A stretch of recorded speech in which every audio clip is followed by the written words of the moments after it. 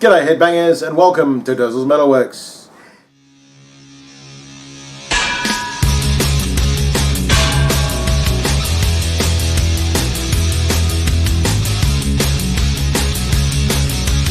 Welcome back my fellow metalheads to another edition of Dozzle's Metalworks.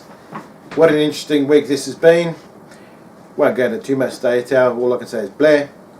But yeah, so this week I'm doing the year of 1996. Yes, the 90s. What a weird decade that was. Anyway, so number 10, we're going to start off with a very interesting album. The band is called Bal Sago.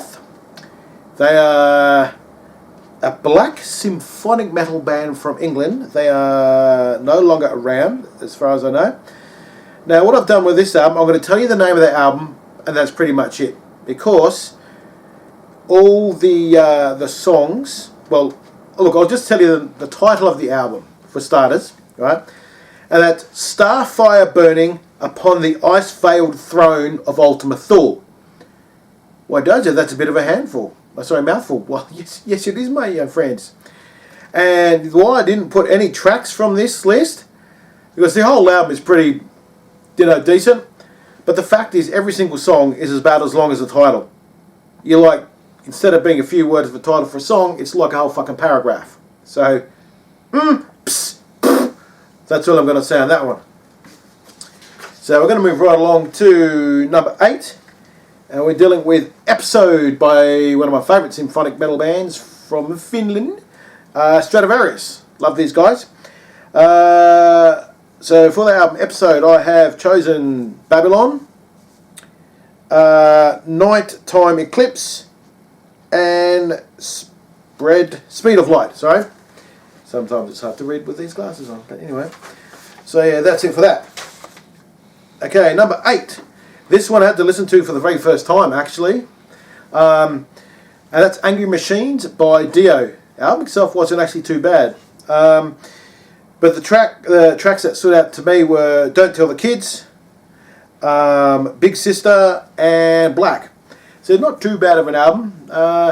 Couldn't really get into much Dio after his Diamond's Greatest Hits album, but all the albums before that were absolute bangers. So yeah, get that one. Okay, number 7. This is a band, again, I need to get into a bit more, even though there's one album from these guys that I love with a passion. This one wasn't too bad. Listening to it properly for the first time all the way through. Kind of half-half. But yeah, we're talking October Rust by Topo Negative. So obviously the song that got me into this album many, many years ago, and if you ever see the single cover for this, how you doing? It's My Girlfriend's Girlfriend, number 1. The single cover. Nice. And then you've got Love You to Death at number 2.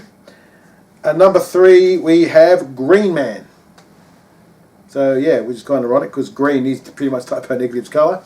So yeah. Anyway, moving along, we have number 6. I haven't listened to this album all the way through for many, many years. And actually listening to it again all the way through, it's actually a pretty decent album, better than I thought. And it's Roots by Sepultura. When I first heard them, I thought that was pronounced Sepultura, but no, apparently it was Sepultura from the lads from Brazil. But yeah, Roots, Bloody Roots at number 1. Number 2, we have Attitude. Number 3, we have Breed Apart. And number 4, because I actually had 4 good tracks on this one, Dusted. But yeah, not my favourite Sepultura album, but definitely pretty sweet. Right, number 5 we have, as you can see on my left here, we have Louder Than Hell by Manowar. Now, this album was a bit of a letdown when I heard it. Still got great cover work on it. But yeah, considering the past 3 albums before it were absolute bangers. Yeah, this was a bit of a letdown, but then the album after this, right back up there. So I don't know. So you had Outlaw was pretty good, King was all right, and Return of the Warlord. But like I said, it was a bit of a letdown considering the first 3 albums were really, really good. Well, the 3 albums before, I should say. But yeah, all right. Now, number 4, we have Load, giggity, by Metallica. A lot of people don't like the album. I must admit, Load and Reload were kind of meh for Metallica. But, you know, it's Metallica, so I still like them. But yeah, number 1, one of my favourite Metallica tracks actually, Ain't My Bitch.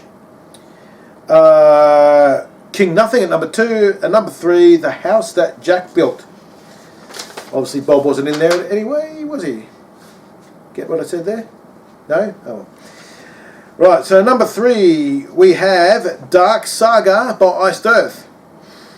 Now, this album I got into, well, I've always loved Iced Earth, but when I saw what the front cover was about, I went, well, I'm getting it anyway.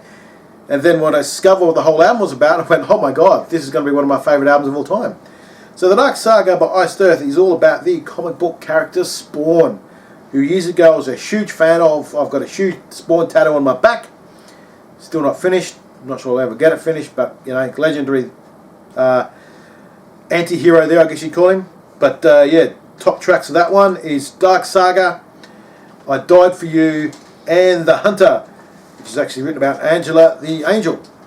She's tattooed on my back as well, next to Spawn, so there you go.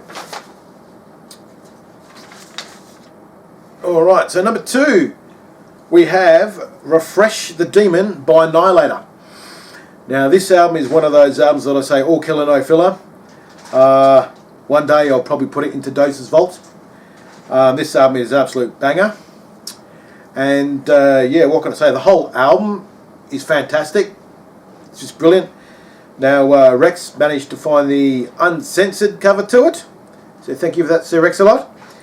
But, yeah, top tracks for me were Refresh the Demon, A Man Called Nothing, and Ultra Paranoia.